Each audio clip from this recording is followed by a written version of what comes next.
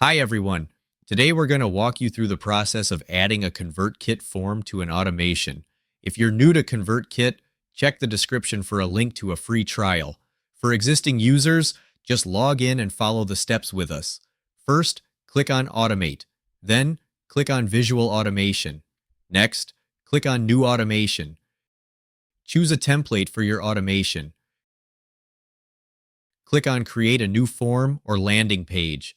Then select Landing Page. Choose a category for your template and then select a template. Customize it to fit your needs.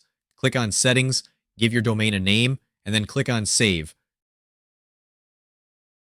Click on Settings again. After that, click on Publish. Next, click on the plus button.